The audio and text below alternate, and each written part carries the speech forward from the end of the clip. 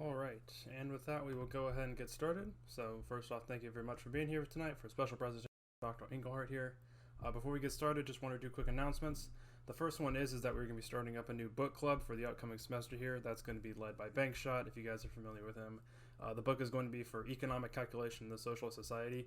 So, if you're interested in that, there's the details that are in the announcements there. You can get the book club roll for it. They're going to be starting up on August 16th, I believe. So, not a lot of time to get that first reading in, but that's going to be a really good time if you guys are interested in that. The other thing is that we do have a Substack for the server here. We've announced it a few times. There is a new article that's just been posted that you can read here if you want to. So go ahead, throw your email in for that. That way you can be updated for any things going on about the server, any announcements, and also for new articles and things that are posted on there. So with that being said, the special guest we have for tonight is Dr. Engelhardt. So most of you are probably pretty familiar with him, but Dr. Engelhardt is a fellow at the Mises Institute. He received his PhD in economics from Ohio State University and is currently an associate professor at Kent State University. He has lots of publications and articles in places like the Journal for Austrian Economics and things like that. So I'm sure you guys have seen or heard something from him at some point. But with that being said, Dr. Engelhardt, you have the floor. Thanks. I was thinking about what I should present here tonight, and I decided to go with there's a paper that I'm currently working on with Juan Fernando Carpio. It's actually his idea originally. So just kind of thought I'd throw it out there, see what kind of thoughts come from our discussion and that kind of thing. I presented this at the Austrian Economic Research Conference earlier this year. So it's I guess a very similar presentation to what I gave there. Anyway, so the idea, the way this came about, Juan Fernando and I went to Mises University together 19 years ago now, and we really hadn't talked a whole lot much since then. But then he sent me a message on Facebook and said, "Hey, maybe we should work on something together." He sent me a couple ideas he had been working on, and this one sounded most interesting to me. So the concept, Juan Fernando called it Say's surplus, which if we know Say's law, so Say tells us that there can't actually be a general surplus in society, this overproduction, that kind of thing. But that's not at all the concept we're going with for surplus. Instead, this is really attacking the labor theory of value and the idea of surplus value that Marx talks about. Right, so I guess when I think about my own research, I normally think of myself as kind of an Austrian business cycle guy, but I do have this kind of odd thread that is responses to socialism. So I guess this falls in that. So anyway, so let's talk about say surplus. So to kind of get a handle on it, we need to start with Marx's concept of surplus value and how that works. Right, so the way that Marx was very informed by the classical school of thought and Adam Smith and the like, and the way that he thought of things, and he pulled from this this idea of the labor theory of value. So, and Marx goes through and he tries in his work to make it so that everything ultimately comes from labor. All value ultimately comes from labor. And so the question, what is the value of this thing? Well, the question then is just how much labor went into it. Okay? And that's true also for the, say, wages themselves, right? So you ask how much labor went into this person that is providing labor for us, right? What is necessary to sustain them, right? And that is what their value would be on the market, right? So this ties in with this concept from classical economics of the iron law of wages, which suggests that wages are always going to fall to a subsistence level. And so this was Marx's explanation for that. Right, so the way Marx thought the market worked then, right, is that the value of a good, right, comes from first the value of the materials and whatever labor went into that. So you have the material value first, but then adding on to that, you have the work that's done to those materials, and that gives you the final result product.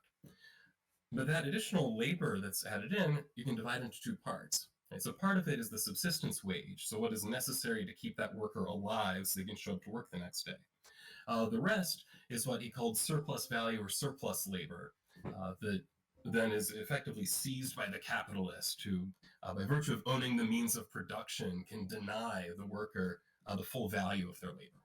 And he goes through a number of proofs through his work, like I actually read through all 3 volumes of Capital. It took me like 10 years to get through them. I do not recommend it.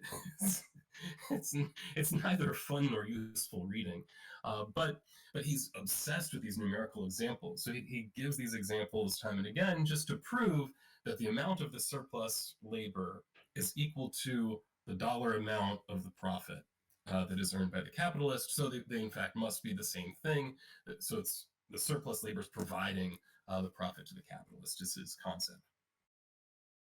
Right. So I found one actually very good quote that I think sums up this view very well. And that's the value which the workman adds to materials resolves itself in this case into 2 parts, of which the one pays their wages, the other the profits of their employer. This quote, though, it turns out is not from Marx. It's from Adam Smith in his book 1 of The Wealth of Nations in chapter 6.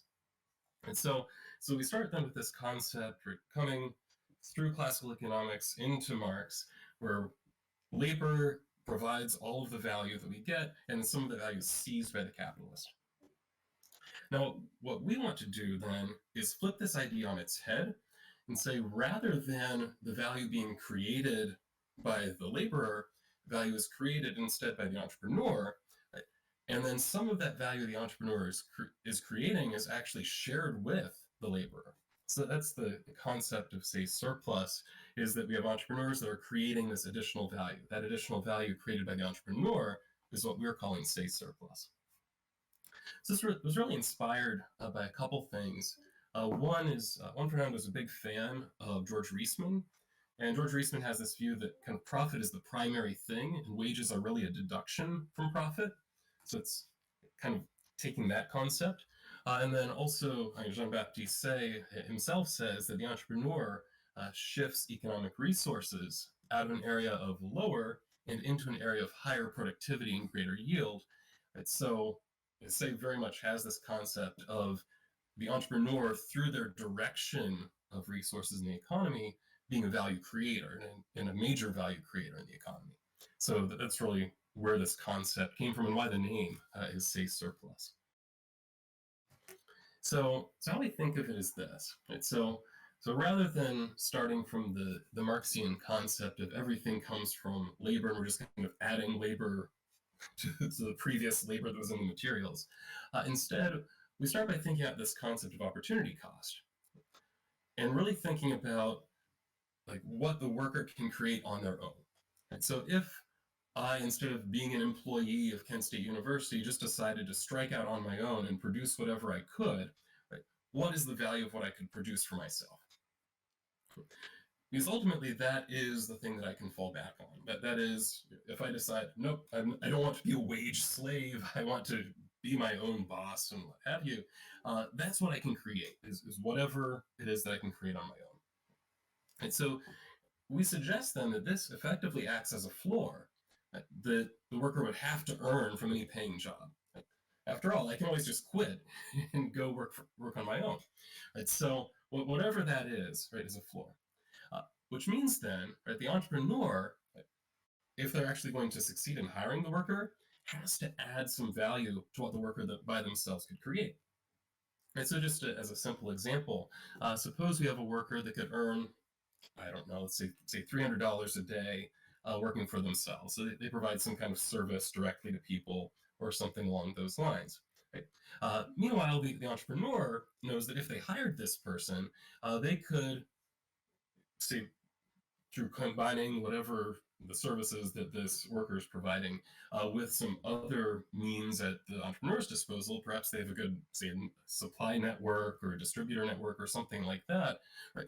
If we combine these two, we can actually create $500 of value instead of $300. Right? So in this case, the entrepreneur, by combining, right, the worker's resources with whatever other resources the entrepreneur has at their disposal, is adding $200 to the value the worker themselves would create. Right?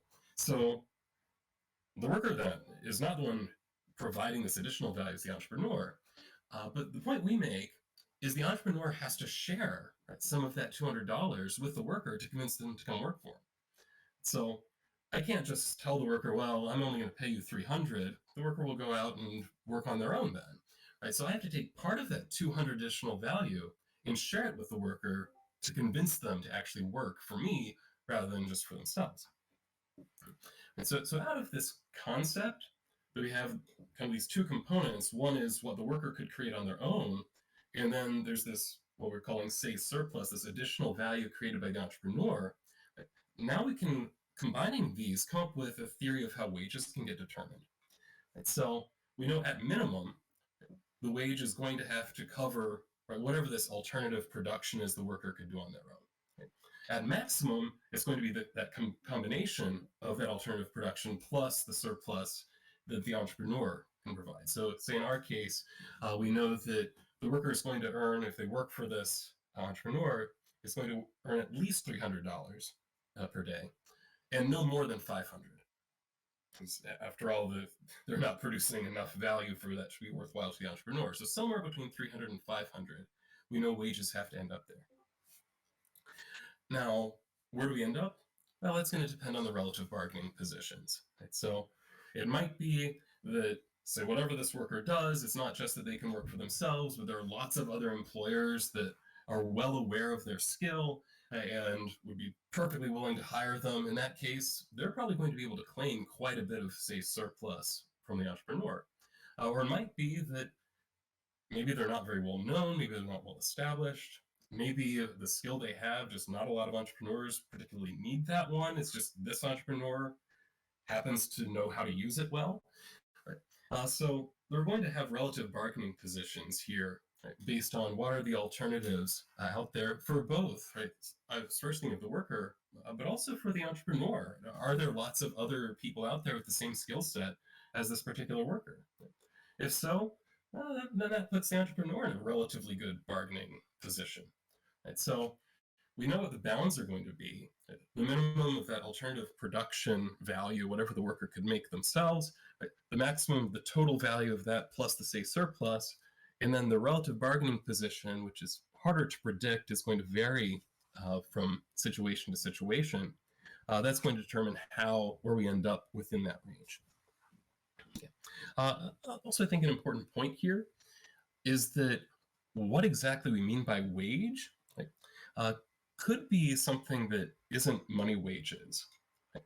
It might be that, say, as a worker working on my own, yes, I can earn $300 in cash per day based on selling my services directly to consumers.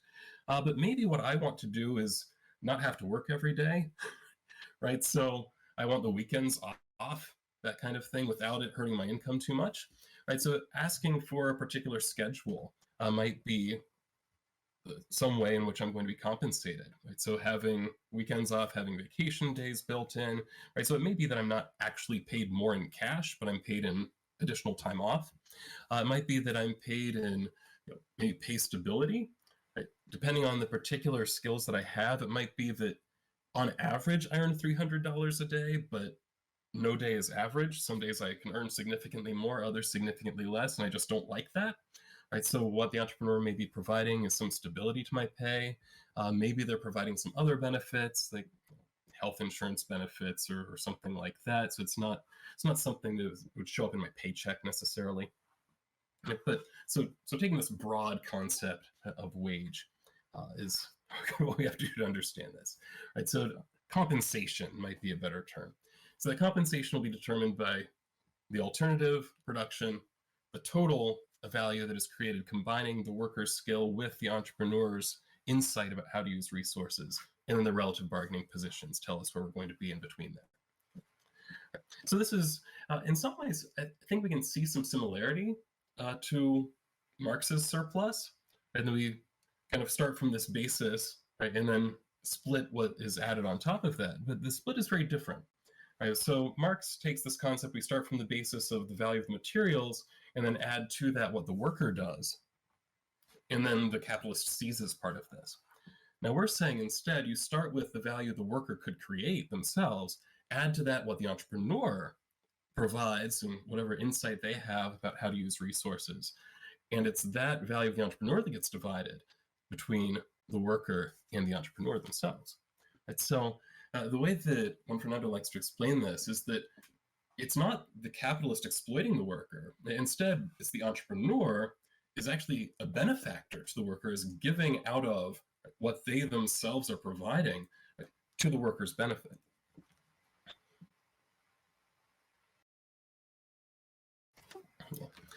So I think, but to get to some of the contrast as well, a lot of it is based on a different concept of what production is. And so Marx seems to have this idea that production is really all about physical transformation. You're taking raw stuff and turning this raw stuff into a final product. Right? And what is it that does that? Well, it's the labor that you put into it. It's using your hands in whatever way that may be to take the raw stuff from wherever it is in nature, take it somewhere useful, transform it into something useful. So it's really the worker doing the work is the way that Marx sees this, because it's all about the physical transformation of the thing from its original raw form into the final form. Where Say takes a very different approach in that he thinks that what production actually is value creation. And how do we take things and make them more valuable to people? Right? So that's really all about having that entrepreneurial insight and judgment about how to use resources well and coordinating the resources to be used well. So it's a very different view. So when you take that, I guess, the Sayesian view or the Say view, it very much puts, instead of the worker being at the center of what's happening, it's very much the entrepreneur that's at the center of what's happening. I think that this concept of, say, surplus reflects that reality. Now, one other thing we want to do is distinguish between, say, the Say surplus view and something like a discounted marginal revenue product like you might find in Man, Economy, and State that Rothbard describes very well. And that there's a lot of overlap, and that we can really understand, say, the value of self-production or whatever the worker can produce on their own. We can think of that as being tied to the reservation wage, which is a pretty typical concept of it's whatever the worker is just going to hold out for and would refuse to work entirely if they couldn't get that much. Similarly, if we take that value of self-production or whatever the worker can produce on their own and add, say, surplus to it, that does kind of reflect the idea of a discounted marginal revenue product. And so what that maximum is very much going to be how much revenue can we bring in, right, using this worker and combining them with the other resources that the entrepreneur has at their disposal. Right, so these bounds definitely overlap with kind of the more typical concept you might find in Rothbard. What distinguishes the Say surplus approach, though, is that we're much more individualized, and I think this is realistic too, right? Rather than seeing, I guess we might call just market wages, where workers of a particular skill level all earn the same amount, that doesn't seem to actually be the case. Instead, there's a lot of individualization that goes on. Right? I think about, say, even my own case, where I work for Kent State, where our faculty, unsurprisingly, are unionized. Right? So there are pretty clear pay schedules and everything laid out. But even so, there's a lot of individualization that goes on, especially in that initial negotiation when you accept the job. Like that's where a lot of the differentiation comes in, right? So I can see that I'm better paid than a lot of my colleagues hired at the same time, under the same pay schedule in terms of percentage raises and that kind of thing. I'm also worse paid than some others as well, right? And a lot of that came down to this individual negotiation process. And that would be bound by what other options did I have, or what did I think I could earn if I didn't take this job? What is my value to the university? And then our relative negotiating power in that negotiation process. So we have this individualization that goes on. And that seems very realistic to me, rather than imagining there's just some single level of market wages.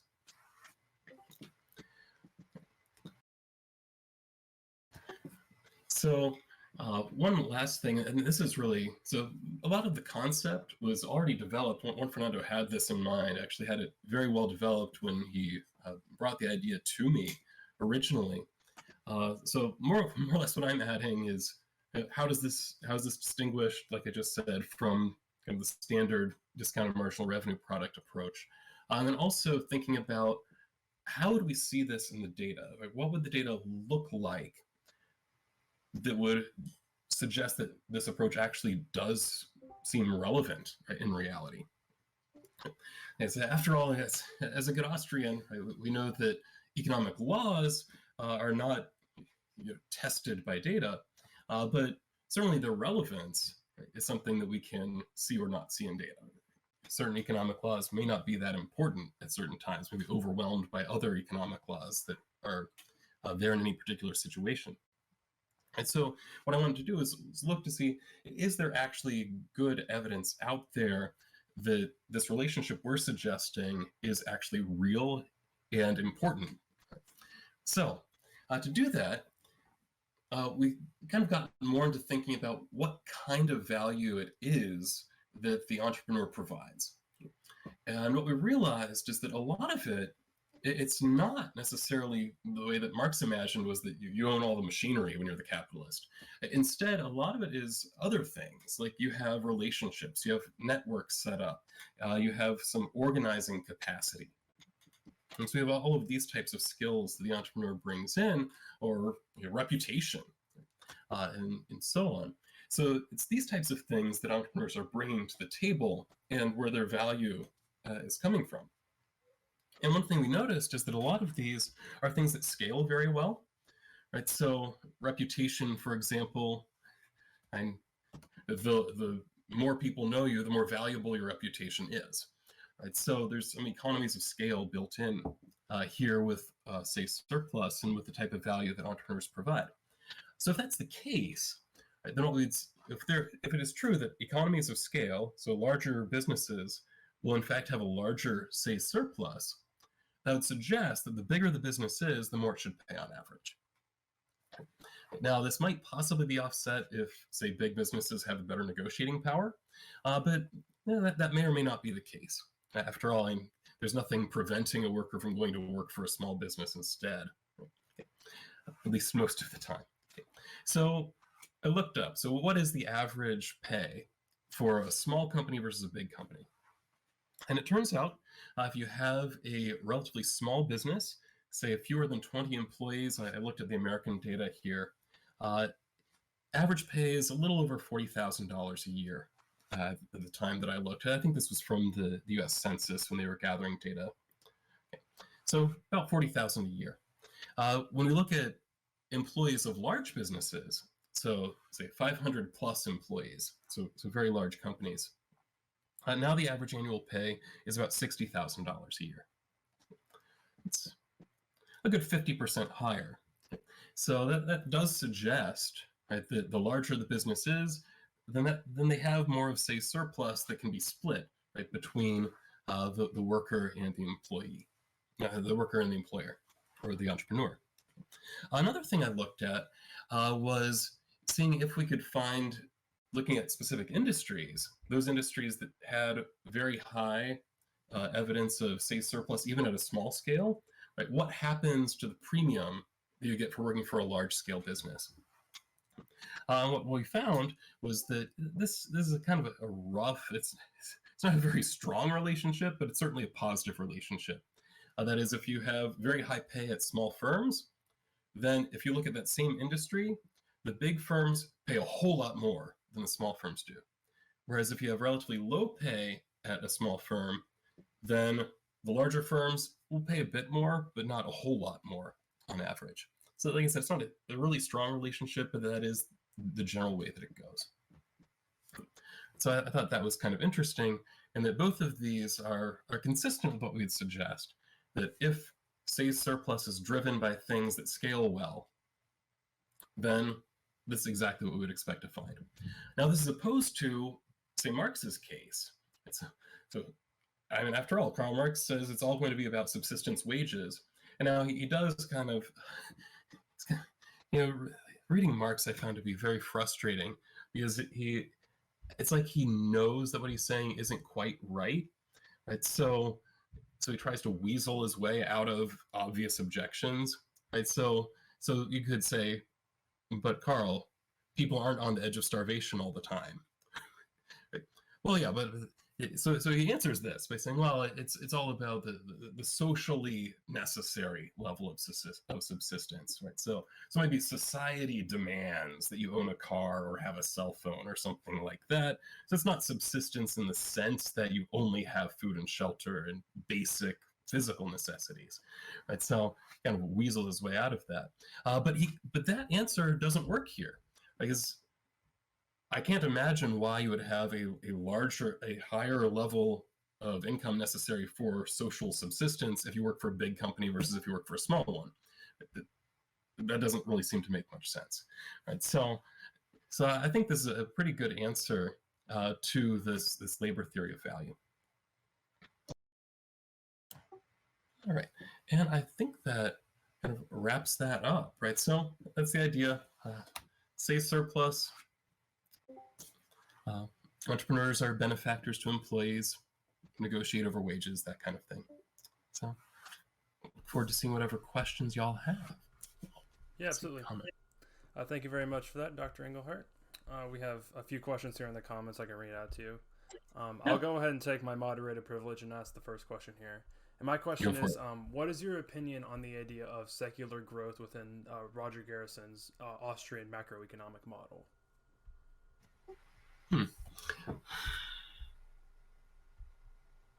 If you can give your thoughts in a succinct way, at least. Right. Yeah, I'm having to think about that because it's been a while since I've thought about it, honestly. Because actually, if I remember right, I think it was my first publication was a very brief comment in the Quarterly Journal of Austrian Economics. It was like 2 pages long, where there's an economist, Andrew Young, who had written a piece about secular growth. And I was just criticizing some of his presentation was all. I ultimately agreed with him for the most part. I think that the way that Garrison presents it is potentially confusing. And I guess I tend to lean toward the way that something like secular growth can happen, right? Is that we have to have a continuous progression of new ideas, right? Coming up with new recipes for what to do with the resources we have. Right? So something like, I think that the problem with Garrison is that it feels like if we just have a high enough savings rate, then we're just going to grow forever. And so, all right, so that 5% savings rate, that might be stable, but if we just save 6%, 6% is enough to have us grow forever. I don't think that's true.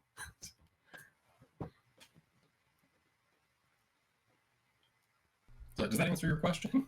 Yeah, in a brief way, that answers it. Sure. All right, next question here comes from Bay, and he asks, Dr. Engelhardt, you once wrote a fantastic, may I add, paper on the computational problem of socialism, a third problem to be overcome by central planning. Some cyber communists, like Paul Cockshott, have conceded the need for a market on consumer goods with labor hour vouchers. His question is, how does this prevent the computational problem? Okay. Right. Yeah, actually, yeah, that was another one of my very early publications. Although I'm actually in the middle of writing an update to it because it caught the attention somehow of Alan Cottrell, who's a frequent co-author of Cockshott. Right, and he had some criticisms, and he was right on some points. He didn't quite get a couple of my, I guess, concepts correct in the calculations he did. But anyway, so would this prevent the computational problem? I don't think so. It would prevent the computational problem that I presented, because in that paper, all I did was say, suppose we can get all the information into a computer about people's preferences. So we have something like utility functions was the concept that I had.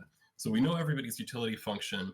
We know what all of the final goods are that we have. So I just kind of imagined we have all these piles of consumer goods laying around, and we just know how much of each consumer good we have.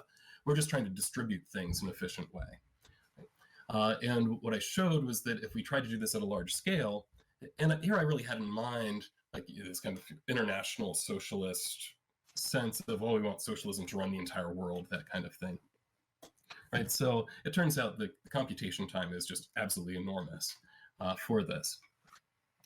So if instead we say, well, let's go ahead and let markets distribute consumer goods, then okay. like the specific problem that I suggested does go away at that point. Now, I do also suggest in that paper, though, that I was tackling a very simple problem.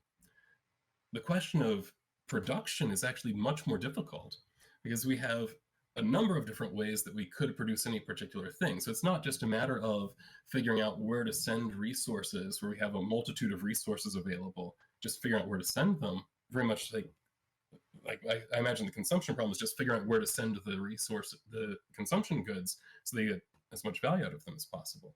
But no, production is much harder, right? So I didn't bother trying to even conceptualize that side of the computational problem, but it would be way, way worse.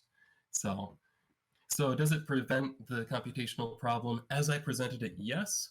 The real computational problem when you add production in, which we kind of have to do, no, it doesn't fix that problem. Yeah. And that's something Paul Swick from Mount Olive University, he was there when I presented that paper in early form at the Austrian Economic Research Conference again. Oh, he loved that paper. and one of the points that he makes to me whenever I see him is he loved that, like, my process of production was like the apple is hanging in front of your face and you're just deciding to bite it. Like, of course, in reality, production processes are way more complicated, and that's going to make the problem much larger.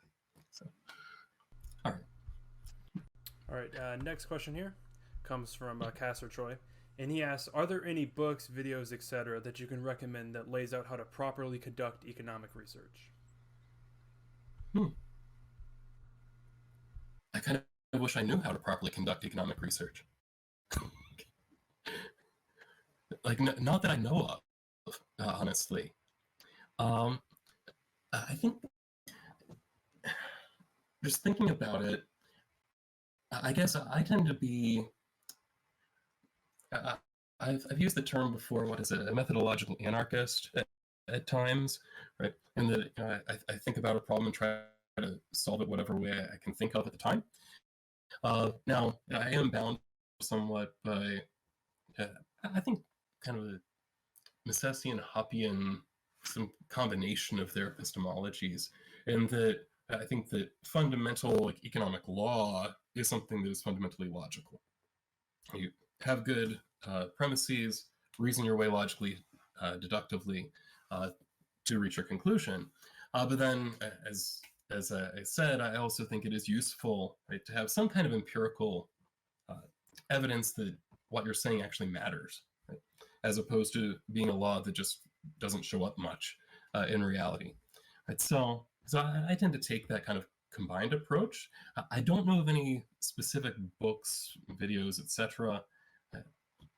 I like to think what I do is consistent with kind of a Misesian view of what economics proper is and economic history, but that's what I do.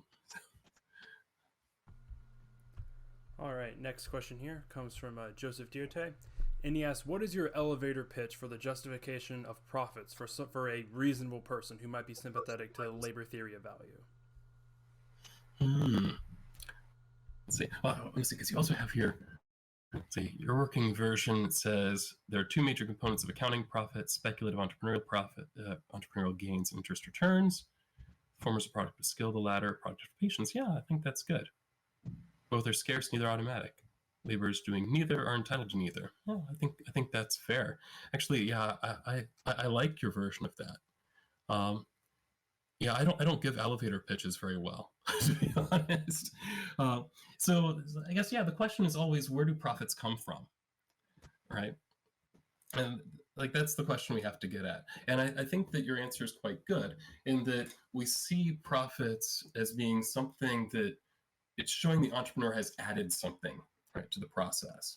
And part of it is, yes, that they put up money up front, right? So acting as a capitalist, right? And that was something that the worker didn't have to do, right? So, as you say, that it's a product of patience there. But then they also have this organizing function and figuring out what resources should be used where, and that is a skill, and that's actually work. So if you like the labor theory of value, I would suggest that there is actually a lot of work that goes into being an entrepreneur. Uh, so like, and even when you look at people like okay, going to the extremes like Jeff Bezos, like it's like an enormous amount of money that he has made. But then I think about, so how much of that came from me personally, right? So I think, okay, well, if I'm an average buyer on Amazon for 7 billion people around the world or whatever it is, and I don't remember what his net worth is at the moment. Let's just say it's $140 billion. So would I be willing to pay Jeff Bezos $20 like to have Amazon.com available to me? Oh yes. Yes, easily. I easily would be willing to do that. Right. So a lot of it, when you see these really, really rich people like Bezos's, um, it's because they figured out how to provide small amounts of value to an enormous number of people. And I think that in itself is an enormous value. All right, next question here. This server tends to be the front lines in the war of the free reserve versus the fractional reserve bankers. So just just to ask you, which side of the debate do you fall on? Are you a full reserve type or are you a free banker type? I would call myself more of a full reserver, really on stability grounds. Yeah. Do you have a particular reason for the position that you hold, or is it just kind of going along with a lot of the other Mises Institute types? Yeah, I think a lot of it boils down to, I guess the question in my mind is, would a fractional reserve free banking system create business cycles? And I think the answer is yes. Right. All right, I don't like so it's really a very practical question for me. Gotcha. So I like the version of the question that I see here in the comments: a full reserver or a frauder. Yeah. Like I just don't find the fraud arguments as compelling, right? Because now a lot of it depends on what are people's perception. And actually, one thing that I'd like to do sometime is actually like get the money to actually do a survey to see what people believe about where their money is when it's quote unquote in the bank. Right? It's like if everybody knows that they might not have it available immediately because it's mostly been lent out, I don't see that there's fraud then in lending it out. It is all. Right? So, all right. Yeah, I'm much convinced by the business cycle arguments. All right. Next question here is from Kaleidic Virtue. And he asks, speaking of the labor theory of value, what is your take on Kevin Carson's approach if you're aware of it? I'm not aware of it. Okay. The next question here comes from Engelhardt, and he asks, a more frequent view among socialist people nowadays is that of a purely co-op economy. Do you think this sort of arrangement nullifies the ECP, or do you think it still suffers from the same issue in the same ways? Okay. Yeah, no, that's an interesting question. And yeah, I think that if we're imagining just like a bunch of worker co-ops, that kind of thing, I don't know that the calculation problem is the problem anymore. Instead, I think then you're going to start running into skill problems, and it's not obvious that people that make good workers make good entrepreneurs, right? And you also run into preference problems in that, part of the reality is that people don't want to have to front all the money to fund all the capital expenses. One of my, I really want to read more of this guy's stuff. He was actually one of my professors in graduate school. It's Hajime Miyazaki. And a lot of his work early on was about worker-managed firms and the kind of how they work in a capitalist economy. And one thing that he found was that kind of the way that their cycle tends to work is that you have a business that gets in trouble. The workers say they don't want it to go under, right? So instead, they take it over, right? They effectively buy it up, and then as things turn around, assuming that they do, the workers very quickly make it a capitalist firm again and start selling shares to the public. So it looks like workers, they didn't want to lose their jobs, but they didn't really want to be capitalists all the time either. They wanted to cash out, which suggests that a big role that capitalists play is fronting the money to make a business possible.